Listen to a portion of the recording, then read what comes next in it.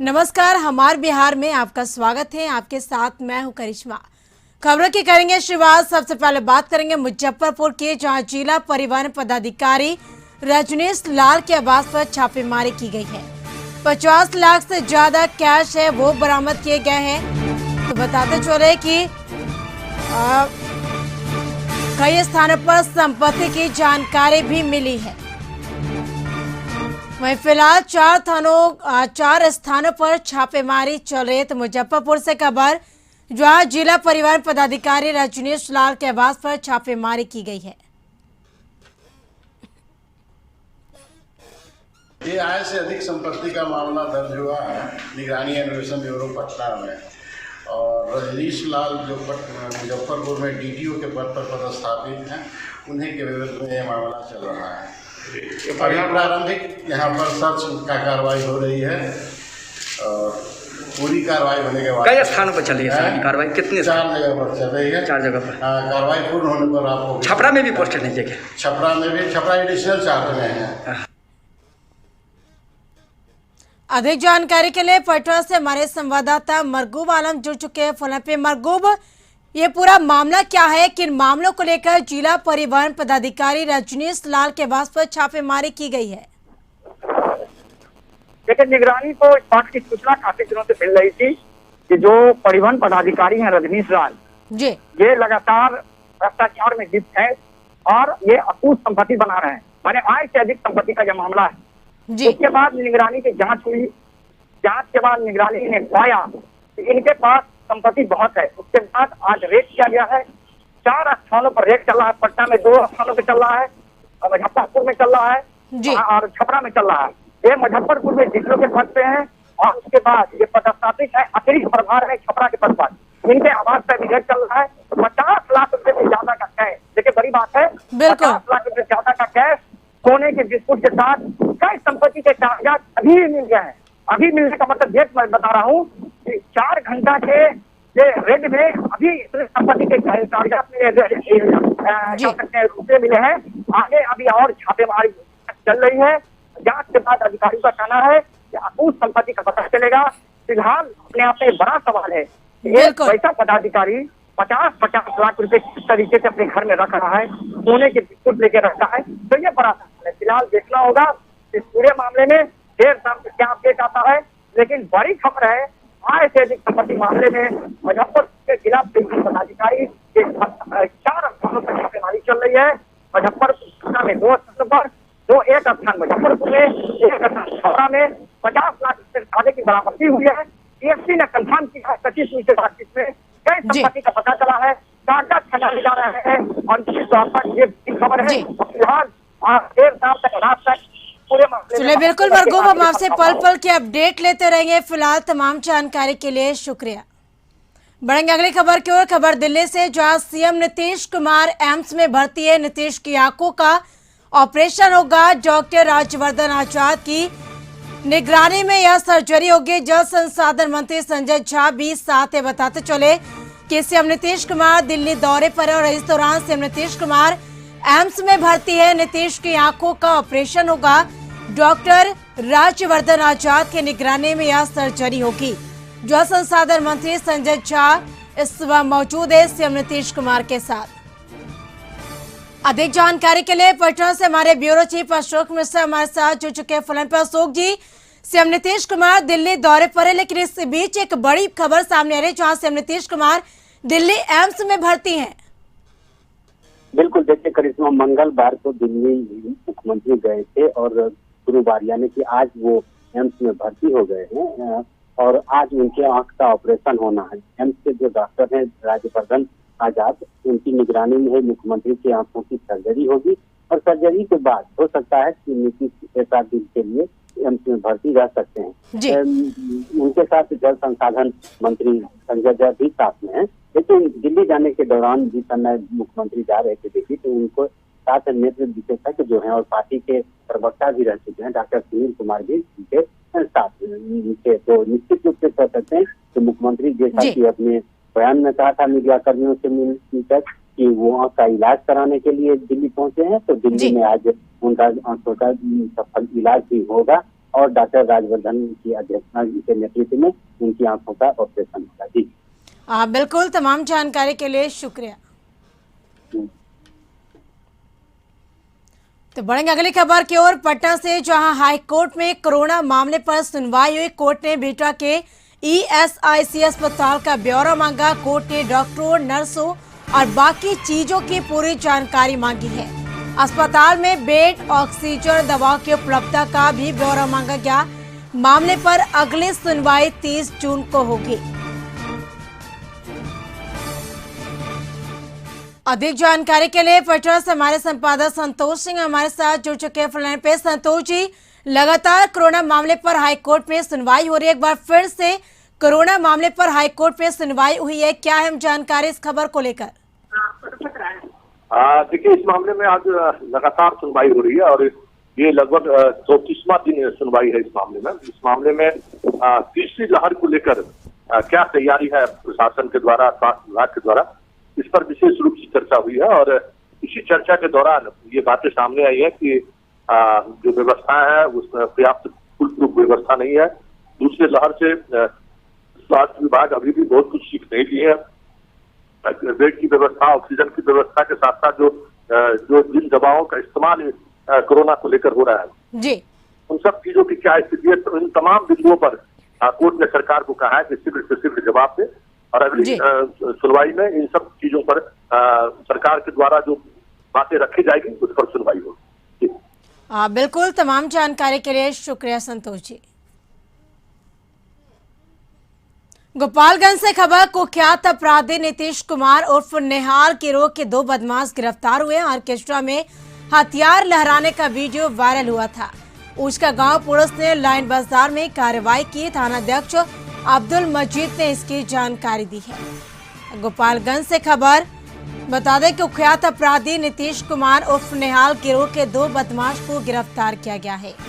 Orchestra में हथियार लहराने का वीडियो वायरल हुआ था। उसका गांव पुलिस ने लाइन बाजार में कार्रवाई की। थानाध्यक्ष अब्दुल मजीद ने इसकी जानकारी दी।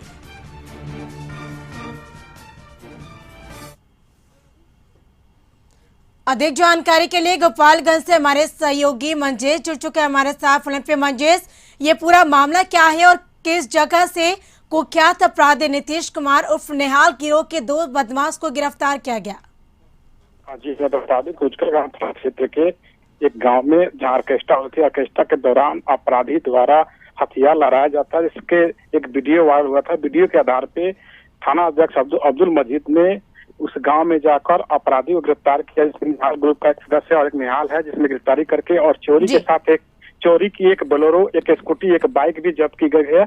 और पुलिस मामले की छानबीन करके जेल भेजने की तैयारी कर रही है। जी बिल्कुल, तमाम जानकारी के लिए शुक्रिया मंजेश।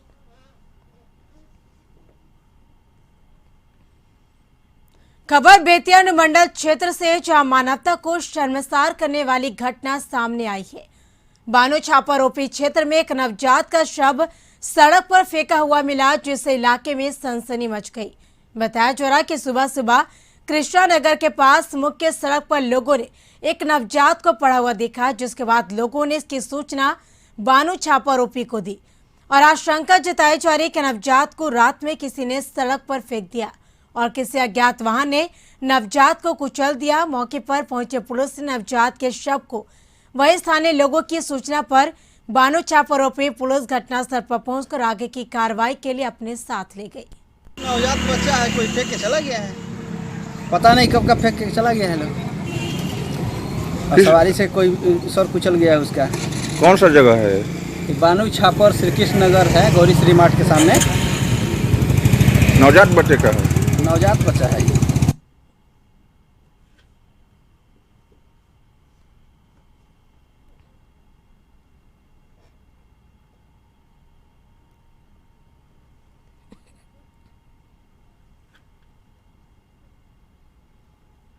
बिहार में शराबबंदी के बाद भी शराब का कारोबार जारी है।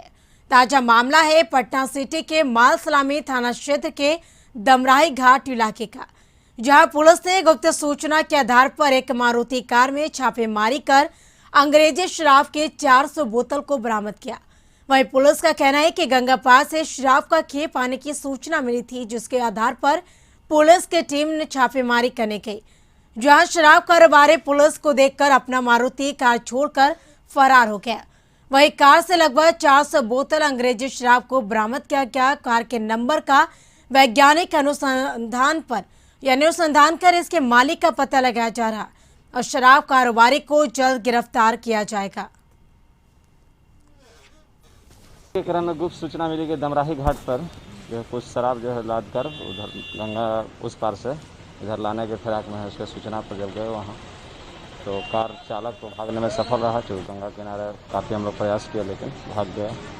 कार की तलाशी ले गई तो कार में से लगभग 100 लीटर अंग्रेजी शराब बरामद हुआ है। कार भी जब्त किया गया है। कार का हम लोग डिटेल निकाल रहे हैं, उसके बाद आगे का। खबर बख्तियारपुर से है, जहां देदौर गांव के रहने वाले एक 20 वर्षीय युवक को अज्ञात अपराधियों द्वारा पीट कर हत्या कर दी गई है। मृतक का शव गंगा किनारे से बरामद हुई है। बख्तियारपुर पुलिस घटना की सूचना मिलते ही मौके वारदात पर पहुंचकर जांच पड़ताल कर रही है। मृतक की पहचान देदौर गांव निवासी स्वर्गीय महेंद्र राय के पुत्र ब्रिज नंदन कुमार के रूप में हुई है। फिलहाल घटना का कारण आपसी रंजिश बताया जा रहा है। एक तरफ जहां मृतक के गांव में आक्रोश देखा जा रहा, वहीं दूसरी तरफ बख्तियारपुर पुलिस मामले की जांच में जुटी है। गांव के लड़का सब देखा है, उसको मंजवा भी क्या करता था लड़का?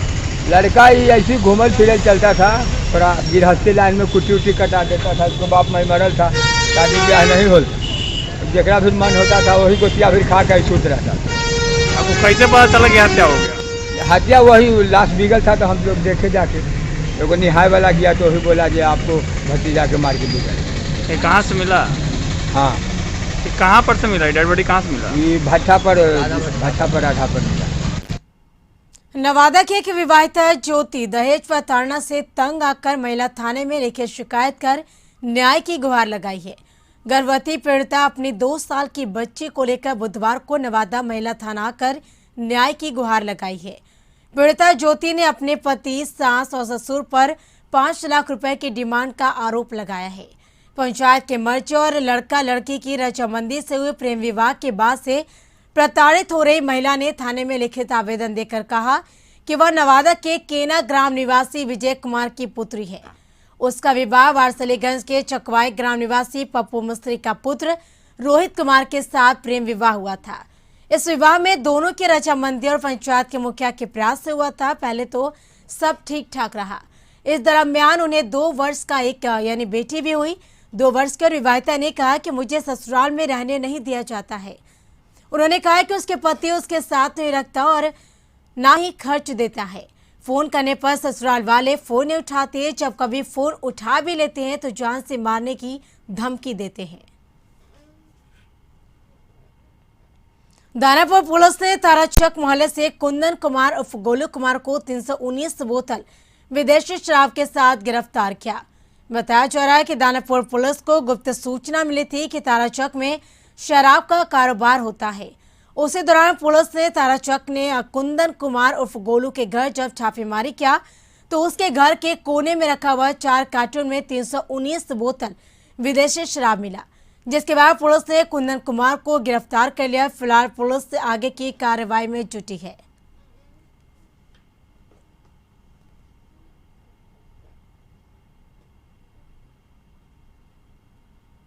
इसी के साथ यहाँ रुकेंगे एक छोटे से ब्रेक के लिए। ब्रेक के बाद जल्द हाजिर होंगे। शिक्षा विभाग ने 93,000 से ज्यादा नियोजित बिहार अभ्यर्थियों की काउंसलिंग की घोषणा कर दी। नगर निकाय के लिए काउंसलिंग जिला मुख्यालय से 5 जुलाई को होगी, जबकि प्रखंड नियोजन इकाई में 7 जुलाई को होगी। पंचायत नियोजन इकाई में 12 जुलाई को होगी। इसके लिए विभाग ने अधिसूचना जारी कर दी है।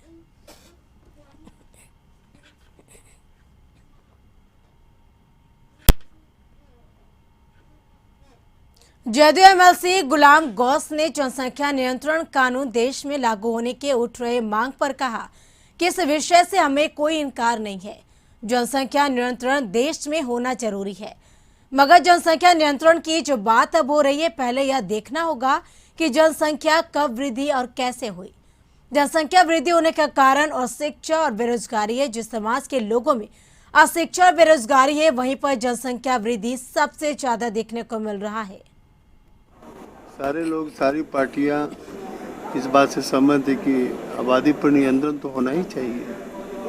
अब नियंत्रण किस प्रकार से हो, ये एक अलग समस्या है। कुछ लोग जो है खास समुदाय की तरफ इंगित करते हैं, लेकिन मैं ये कहना चाहता हूँ कि इसका जो सारे लोगों का विचार है कि आबादी का सीधा सीधा रिश्ता जो है वो गरीबी और अशिक्षा से होता है।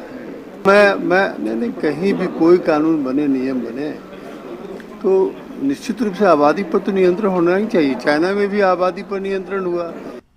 जनता दल यूनाइटेड ने अपनी नई प्रदेश कमेटी का ऐलान कर दिया। पार्टी के प्रदेश अध्यक्ष उमेश कुशवाहा ने नई कमेटी की घोषणा करते हुए सूची जारी की है। और खास बात यह कि जेडीयू की नई प्रदेश कमेटी में अब महिलाओं की भागीदारी सुनिश्चित की गई है। नीतीश कुमार के संकल्प पर आगे चलते हुए उनके पार्टी ने संगठन में महिलाओं को 33% हिस्सेदारी दी है। जेडीयू के प्रदेश अध्यक्ष उमेश कुशवाहा ने पार्टी ऑफिस में प्रेस कॉन्फ्रेंस का नई प्रदेश कमेटी का ऐलान किया। संगठन में महिलाओं के लिए पहली बार 1/3 हिस्सेदारी यानी 33% से अधिक जगह दी गई है।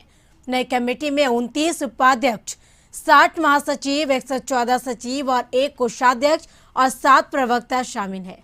उमेश कुशवाहा ने कहा कि देश में जेडीयू पहली पार्टी है जिसने महिलाओं को 33% से अधिक की हिस्सेदारी दी है। महिलाओं को 1/3 से अधिक हिस्सेदारी दी गई है। ये ऐतिहासिक कदम है।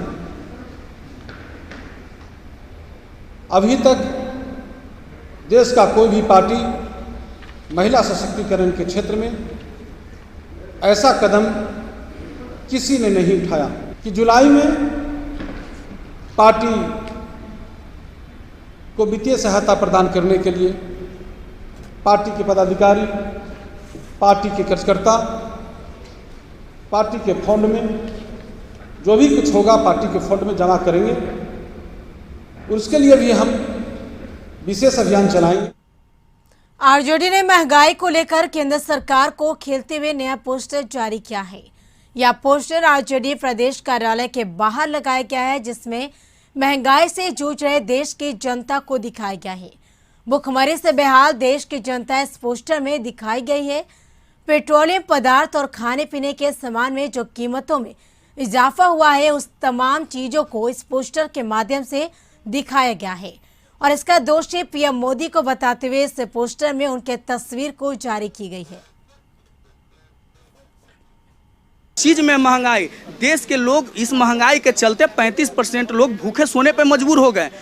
ये कहा करते थे अच्छे दिन। जिस देश में 35% लोग भूखे सोते हो, उस देश का अच्छा दिन कभी हो सकता है क्या?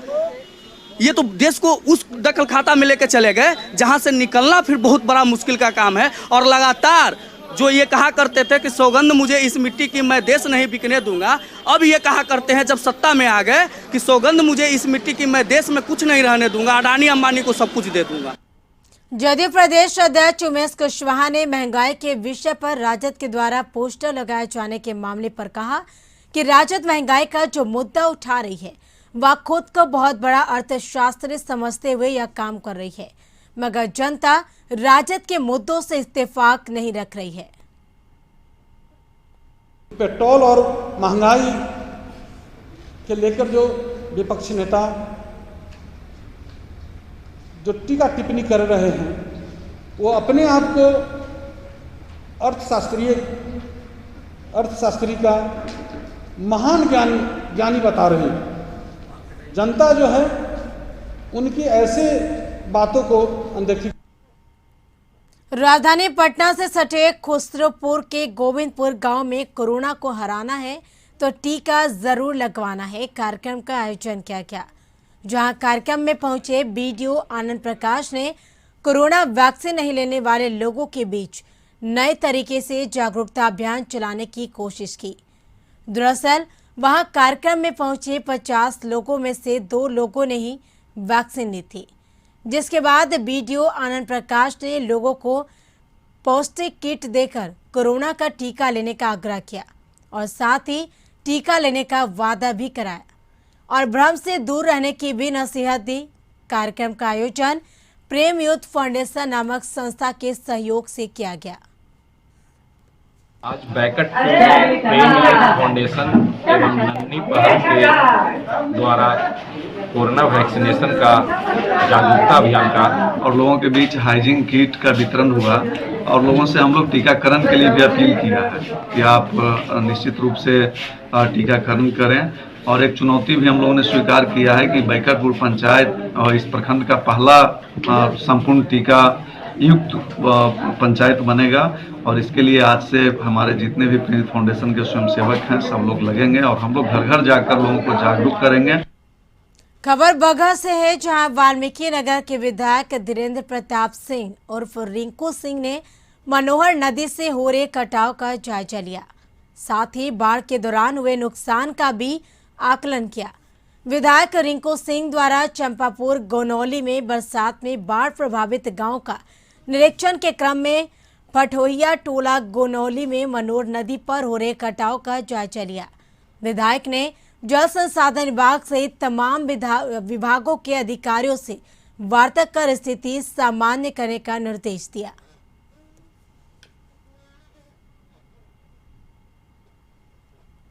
नालंदा के रहुई थाना क्षेत्र इलाके के काजीचक मोड़ के पास मोटरसाइकिल सवार युवक ने बाजार जा रही महिला को टक्कर मार दी, जिससे महिला रिंकू देवी की मौत घटनास्थल पर ही हो गई, जबकि पुत्र गोलू कुमार जख्मी हो गया। घटना के बाद गुस्साए ग्रामीणों ने मोटरसाइकिल सवार युवक को पकड़कर उसकी जमकर धुनाई कर दी। गनीमत यह रही कि मौके पर मौजूद कुछ ग्रामीणों के द्वारा इसकी सूचना अविलंब हुई रहुई थाना पुलिस को दी गई, जिसके बाद रहुई थाना पुलिस थाना में पहुंच घटनास्थल पर पहुंचकर भीड़ के चंगुल में फंसे मोटरसाइकिल सवार युवक को बचाकर बाहर निकाला। पुलिस के पहल पर ही युवक मॉब लिंचिंग होने से बच गया। वहीं महिला की मौत के बाद गुस्साए ग्रामीणों ने मुआवजे की मांग को लेकर सरमेरा बीटा स्टेट हाईवे को जाम किया। मौके की नजाकत को देखते हुए बिंद भागनबीका रहुई वेना थाना और सीओ रहुई व हवनपुरा पंचायत मुखिया सीताराम प्रसाद मौके पर पहुंचकर ग्रामीणों को समझाया, तब जाकर जाम को हटाया गया। इकादीचे गांव है, एनएच पर रामपुर की एक महिला थी रंजू कुमारी, उनका रोड एक्सीडेंट में मृत्यु हो गया। कहाँ जा रही थी? रहुई बाजार जा रही थी बीज के लिए, धान लाने के लिए। क्या मुआवजा की मांग किया जा रहा है? हाँ, मुआवजा के लिए मांग किया गया था। प्रशासन के द्वारा आश्वासन दिया गया कि मुआवजा मिलेगा। बेगूसराय में बिजली के गिरे तार की चपेट में आने से एक मजदूर की मौत हो गई। घटना से नाराज लोगों ने बिजली ऑफिस के पास शव रखकर NH 28 को जाम कर हंगामा किया। दरअसल फुलवरिया थाना क्षेत्र के शोकहारा गांव में मकान ढलाई के बाद मजदूर मिक्सर मशीन को घुमा रहा था, तभी पास में गिरी बिजली के तार की चपेट में आ गया, जिससे उसकी मौके पर ही मौत हो गई। मृतक 27 वर्षीय इंद्रेश कुमार चौकिया थाना क्षेत्र के अमरपुर गांव का रहने वाला था। अमरपुर के वासी थे जो मजदूर थे, नित्य दिन की तरह काम कर रहे थे। काम करने के क्रम में जब वापस लौट रहे थे तो वो बिजली के चपेट में आ गए, आरत पर, बरौनी आरत पर, और उनको उसी स्थान पर उनकी मृत्यु हो गई। मृत्यु के बाद बिजली विभाग के विरुद्ध आक्रोश जताने के लिए ये लोग NH पर आए, लेकिन बिजली विभाग के एग्जीक्यूटिव से बात हुई, उन्होंने जो उचित मुआवजा है उसमें दिलाने में मदद करने का आश्वासन।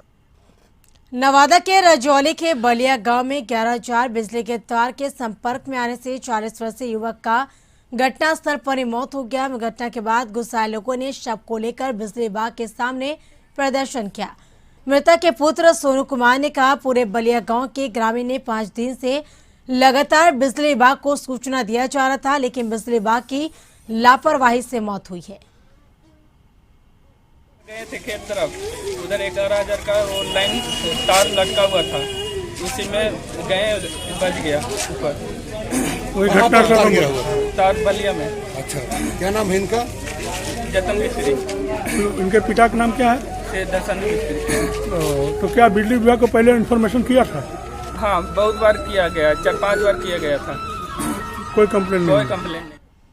मधुबनी में एक नाबालिग युवती से दुष्कर्म का मामला सामने आया। मामला लालमानिया थाना क्षेत्र के गांव का है, जहां युवती अपने घर में अकेली थी और इसी दौरान अकेली पाकर लड़की को आरोपी बिमल यादव घर के बगल में स्थित झाड़ी में लग और उसके साथ दुष्कर्म किया, जिसके बाद उसके अंग से रक्तस्राव होने से उसकी हालत काफी गंभीर हो गई। घर के बाहर परिजनों ने उसे मूर्छित अवस्था में देख खुटौना PHC में भर्ती कराया, जहां चिकित्सकों ने उसकी हालत गंभीर देख मधुबनी रेफर कर दिया। फिलहाल पीड़िता का इलाज जारी। वही आरोपी गांव के दबंग नवीन यादव का ट्रैक्टर चलाता है, जिस कारण अब तक उसकी गिरफ्तारी नहीं हुई है। वहीं लालमानिया OP के द्वारा पीड़ित का बयान दर्ज कर मामले की छानबीन कर रही है। थाना के क्षेत्र में दलित परिवार के साथ जो घटना हुई है, दुष्कर्म हुआ है, उसको निष्पक्षता से पुलिस प्रशासन वहाँ का जांच करे, चार्जशीट बना दे। अगर इस तरह से लापरवाही बरतेंगे तो हमारे समाज सेवी ग्रुप जो मेरे घोषणा साथी है, वो पूरा प्रखंड स्तरीय जाकर के आंदोलन करेंगे। नहीं तो उस पीड़ित परिवार के साथ न्याय मिले। हम पूरा ग्रुप का है कि तमाम व्यक्ति चाहते हैं कि उसको सही से न्याय मिले, उचित न्याय मिले और उस पीड़िता जिसका जो बयान आप लोग लेके आए हैं, जैसे हम लोग समझ में बोला है, अगर उसको न्याय नहीं मिलेगा तो हम लोग जन आंदोलन करेंगे। हम चाहेंगे कि जो घटना है उसको फांसी दी। इसी के साथ इस बुलेटिन में फिलहाल इतना ही। आप बने रहिए कशिश न्यूज के साथ। नमस्कार।